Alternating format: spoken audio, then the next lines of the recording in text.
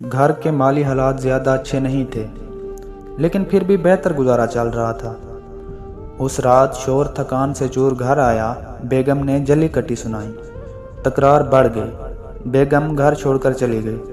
महल्ले में कोई ऐसा नहीं था जिसके घर वो जा सकती थी। वो गुस्से में निकली थी, उसे मंजिल का इल्म नहीं था। वो महल्ले की गलियों में इधर उधर भटक रही थी। उसे एक घर से किसी खातून की आवाज़ सुनाई दी। ये एक परेशान हाल माँ की आवाज़ थी, जो अपने बीमार बच्चे के लिए दुआ कर रही थी कि अल्लाह मियाँ मेरे बच्चे को जल्द ठीक कर दे, ताकि ये भी महल्ले के बच्चों के साथ खेल सके और मेरी आंखें ठंडी हों। एक और घर से आवाज़ आ रही थी, जहाँ एक खाली गोद माँ रब से औलाद मांग रही थी।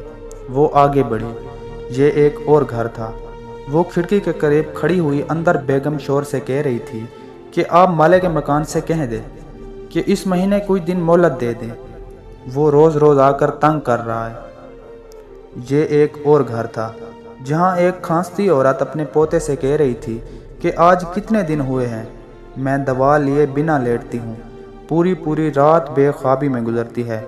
पोता आगे से जवाब देता है, दादी वो मेडिकल वाला अब उधार नहीं देता, मैं कहाँ से दवाई के लिए पैसे लाऊं। अगला घर एक यतीम बच्चे का था, जो दुआ कर रहा था, अल्लाह मियाँ माँ से मुलाकात को बहुत दिल करता है, लेकिन वो आपके पास आपकी जन्नतों में है। घर से भागी वो औरत कुछ देर वहीं खड़ी रही और वापस ये सोचते घर की तरफ पलट गई कि ये जो लोग हमारे सामने अपने आप को खुशबाश ज़ाहिर करते हैं, इन सब की कोई ना कोई कहानी होती है।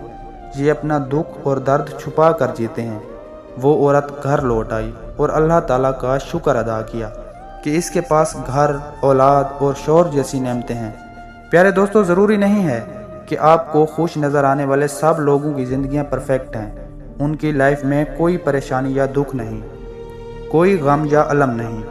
बहुत सारे कहकों के पीछे मातम है, आंसू हैं, कलफ्तों, आजमाइशों और मुश्किलात के बावजूद भी जीना दरअसल ज़िंदगी की हकीकत है। प्यारे दोस्तों, अगर आपको मेरी ये वीडियो अच्छी लगी हो तो मेरे इस YouTube चैनल को ज़रूर सब्सक्राइब करें, ताकि इसी तरह की मज़ीद दिलचस्प वीडियो आप तक बआसानी पहुँचती रहें। शुक्रिया।